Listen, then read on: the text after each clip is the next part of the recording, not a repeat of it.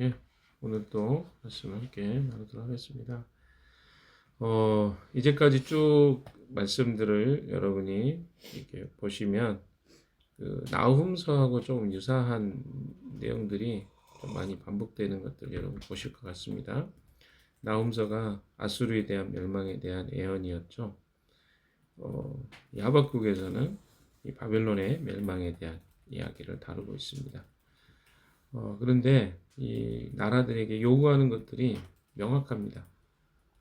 하나님이 세우시고 하나님이 폐하신다. 그러면 나라들이 어떻게 해야 될까요? 하나님이 세우신 의미와 뜻을 깨달아 알면 얼마나 좋겠습니까? 그런데 그 나라들이 그 뜻과 의미를 알지 못하고 마치 자신들이 대단한 존재인 것처럼 행동하고 또 그런 피정복 국가들에 대한 잔인한 행동을 행했을 때 하나님이 그들을 심판하시는 것들을 보게 됩니다. 2장 11절에서 보시면요. 담에서 돌들이 부르짖으면 집에서 들보가 대답할 것이다. 이 표현들이나 12절에 이야기하는 것이나 다 같은 이야기인데 그들이 너를 보고 피로 마을을 세우며 불의로 성읍을 건축하는 자야 너는 망한다 할 것이다. 계속해서 그 바벨론에 대한 심판에 대한 예언의 메시지가 임하고 있습니다. 웅장하게 건설되어 있던 이 바벨론, 이 도시 자체가 멸망을 하게 될 것이다 라는 예고를 하고 있는 것이죠. 피로 마을을 세우며 불의로 성읍을 건축하는 자야 너는 망한다. 그 피로 마을을 세웠다. 불의로 성읍을 건축했다. 이 말은 뭡니까? 그 도시가 건축하고 세워졌던 그 근간에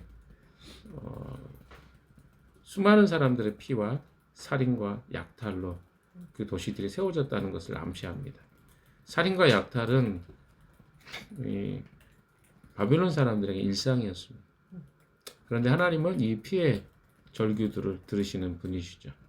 그래서 한없는 그들의 절규와 또 약자들이 죽어가면서 절규했던 이 소리들을 하나님이 들으시고 그걸 보수하시겠다 이런 의도로 이야기할 수 있겠습니다.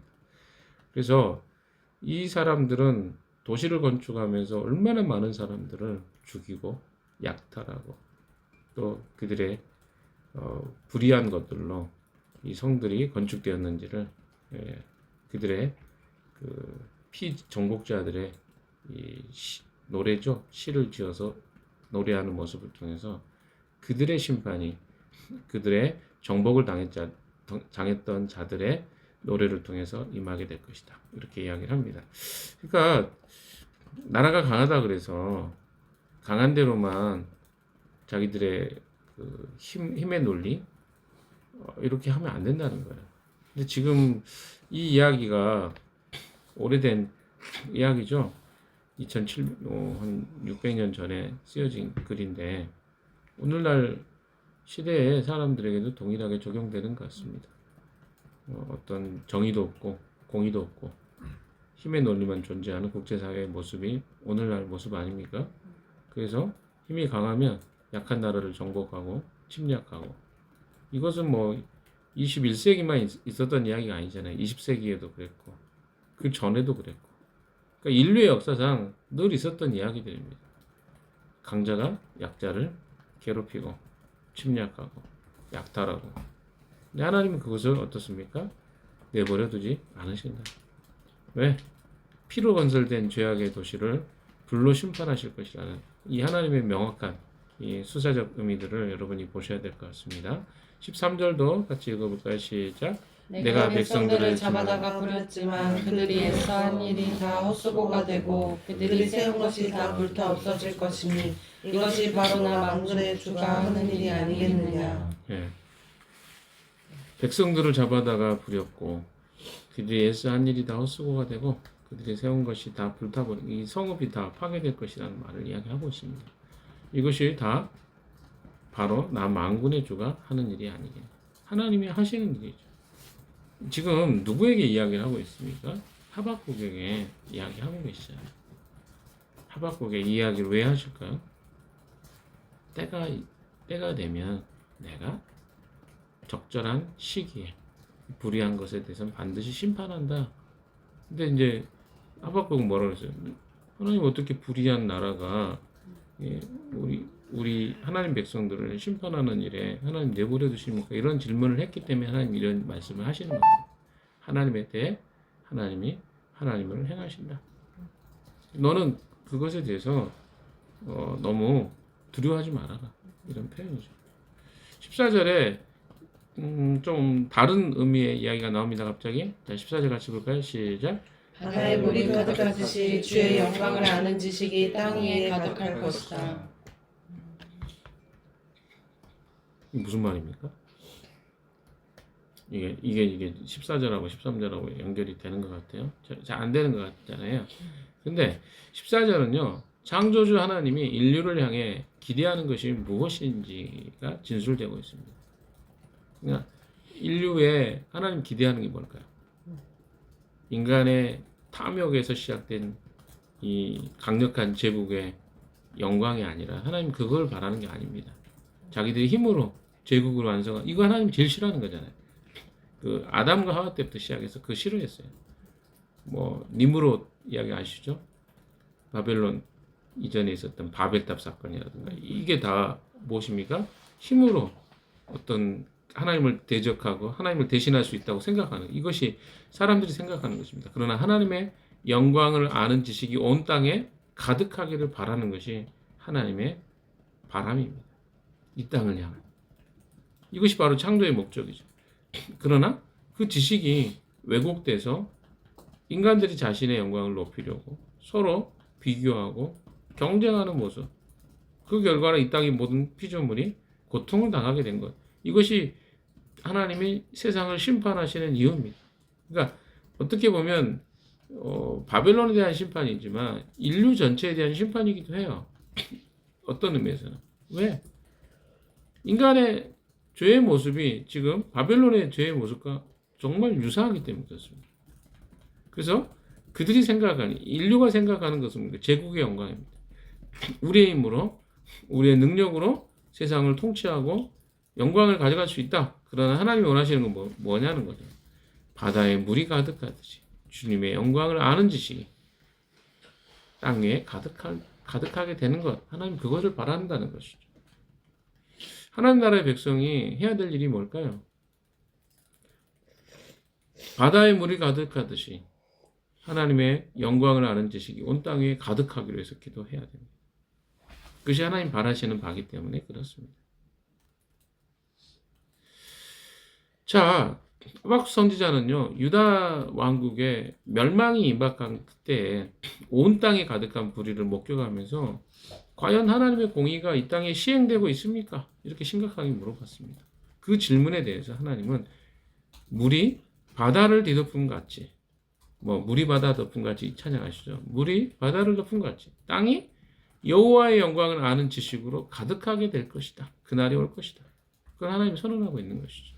그러니까 하나님 더 큰 차원에서 이 땅을 회복할 것들을 기대하십니다.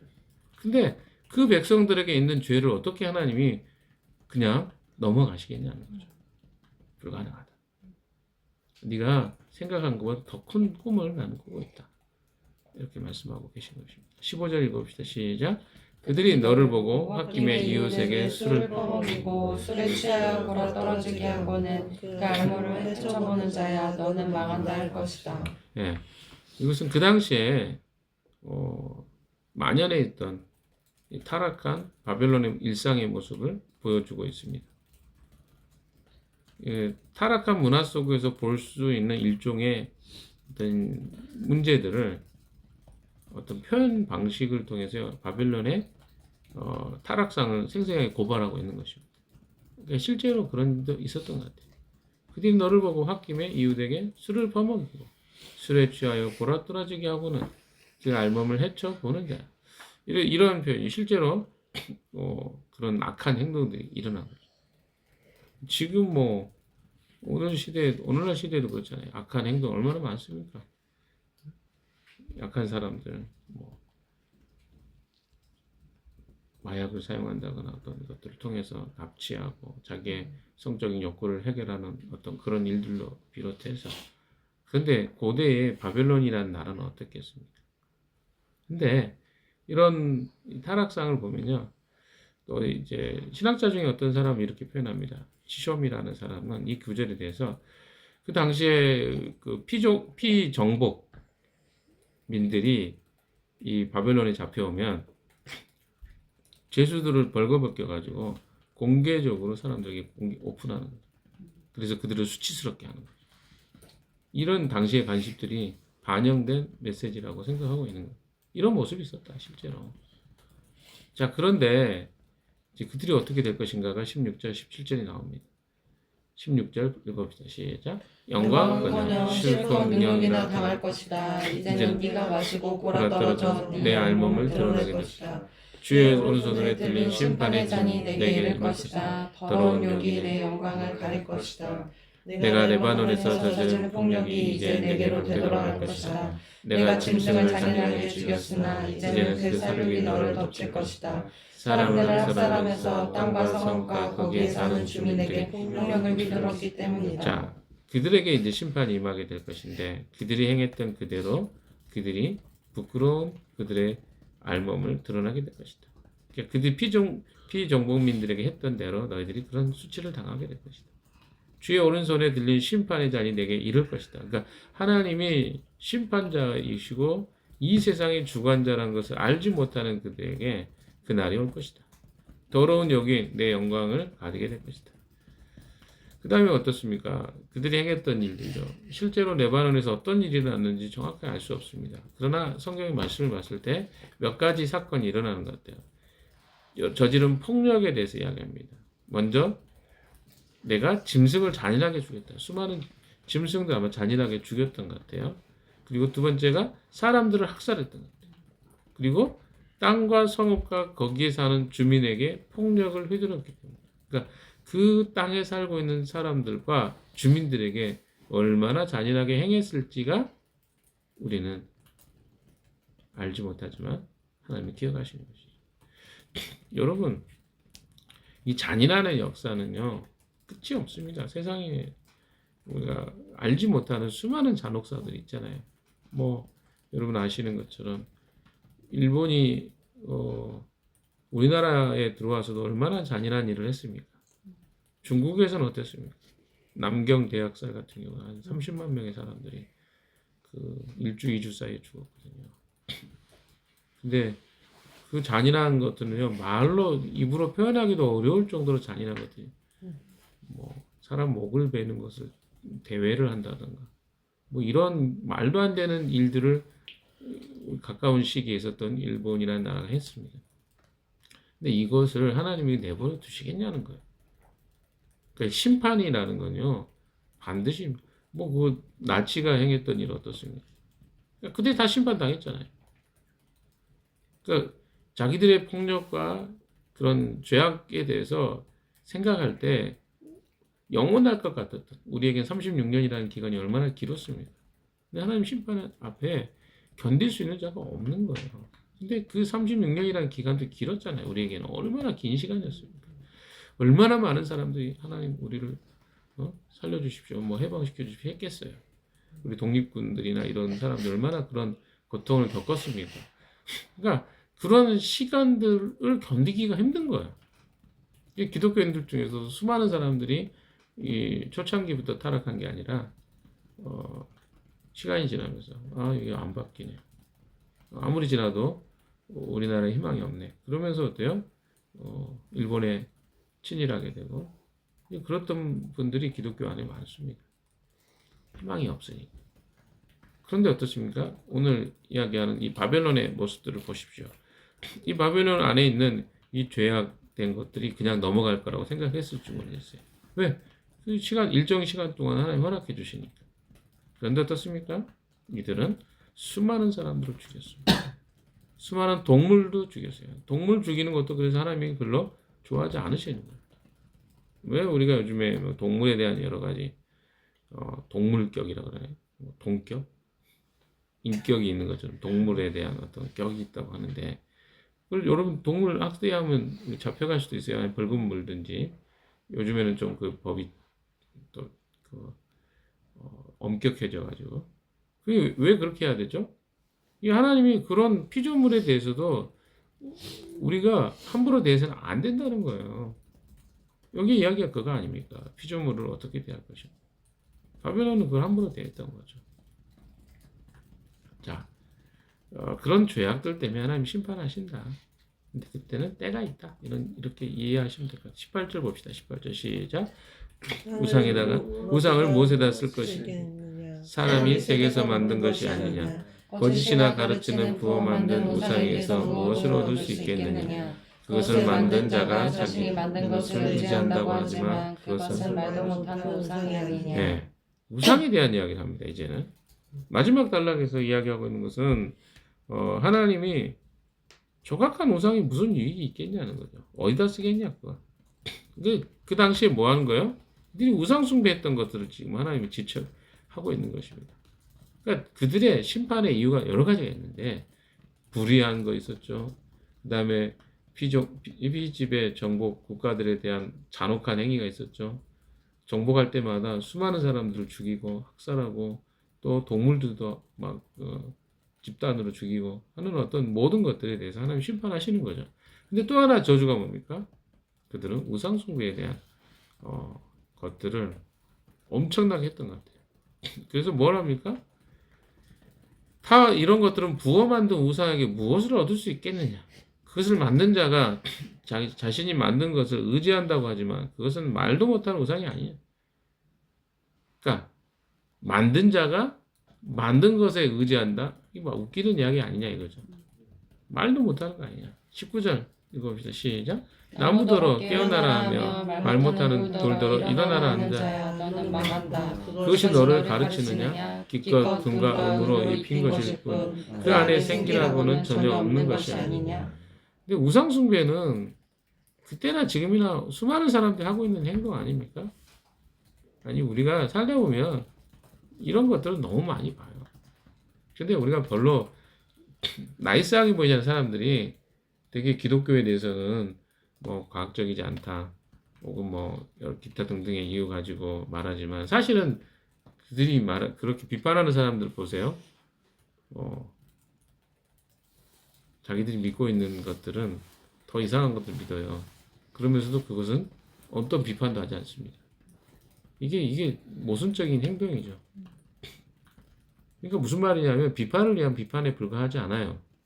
기독교에 대해서 하나님에 대해서 이야기하는 것들 이해할 수 없으니까 비판하겠죠. 그러나 자신들의 행동에 대해서는 생각해 봐야 돼요. 뭐에 대해서? 나무더러 깨어나라 하고 말 못하는 돌더러 일어나라. 근데 실제로 사람들이 그렇게 합니다.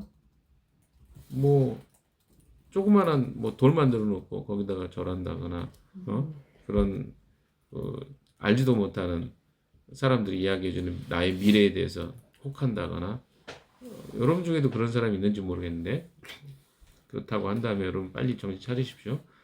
남이 우리의 어떤 미래에 대해서 과거에 살았던 사람들의 어떤 그것을 뭐랄까요? 만들어서 너도 이렇게 살 거야 라고 하는 것에 대해서 이야기 들으면서 호기심을 갖고 또 그것을 신봉하는 사람이 얼마나 많은지 모릅니다. 그런데 이게 바벨론의 나라에는 엄청났던 것 같아요. 그러니까 어때요? 그것들이 너에게 무엇을 해줄 수 있겠냐는 거죠. 그 안에 생기라고는 전혀 없는 것들이다. 그냥 금과 은으로 입힌 것뿐이 아니냐. 그들이 너를 가르치겠느냐. 뭐 이런 이야기를 하시는 거죠. 자, 20절 같이 읽어봅시다. 시작. 나 주가 거룩한 성전에 있다. 온 땅은 내 앞에서 잠잠하여라. 지금 하나님은 어떤 분이십니까? 하나님은 살아계시고 이 성전에서 온 세상을 다스리시는 분이라는 거죠. 이번 성전에 대한 이야기를 드렸잖아요. 성전이라는 것은 단순히 하나님이 제한되어 있는 그런 분이 아닙니다. 인간이 스스로 제한할 수 없는 분이에요. 하나님은 현존하시고 잠잠히 그분의 말씀을 들으시며 또 말씀하시는 분이십니다. 그래서 우리가 그분의 말씀을 들어야 되는 것이죠. 하박국에게 이렇게 말씀하셨습니다.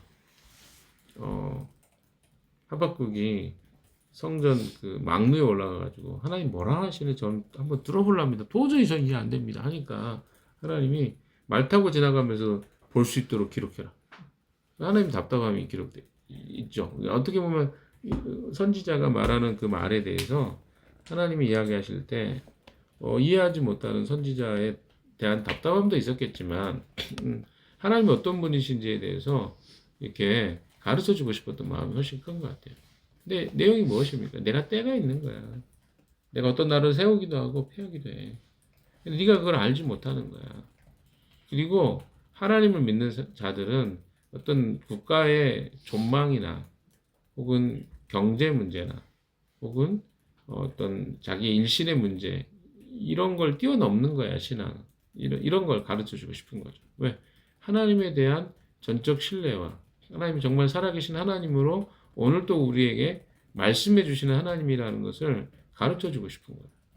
근데 선지자의 한계가 있었던 거죠. 자기가 알고 있는, 자기가 의롭다고 생각하는 하나님에 대해서 그럼 고집했단 말이죠.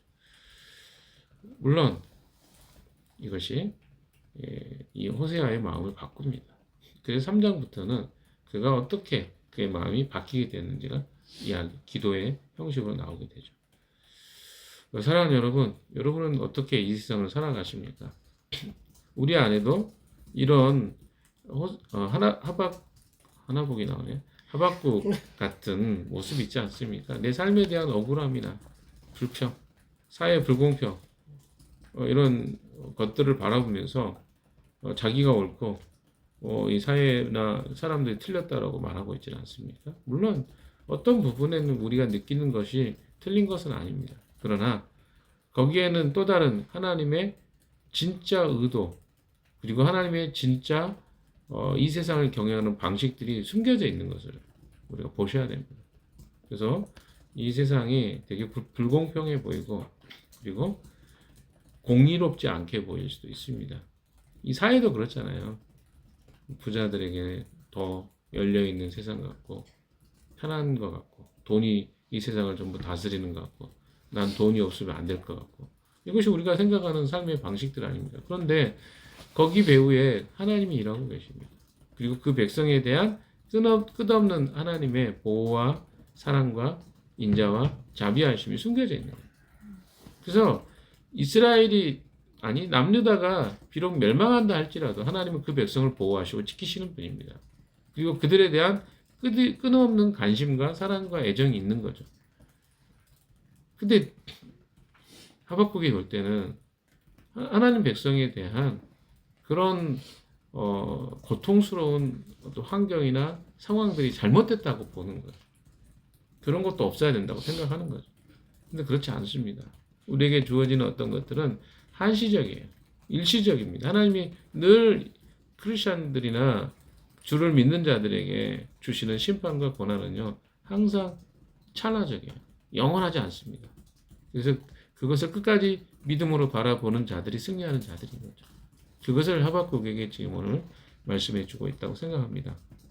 여러분에게 어떤 어려움이 있습니까? 그 문제를 이 중심에 하나님이 관심을 가지고 계십니다. 너무 염려하지 마십시오. 먹을 거, 마실 거, 입을 거 염려하지 마라 그랬잖아요. 다 주님이 알고 계십니다. 오늘도 그 하나님을 신뢰하는 여러분 되시기를 주님의 이름으로 축원합니다. 기도하겠습니다.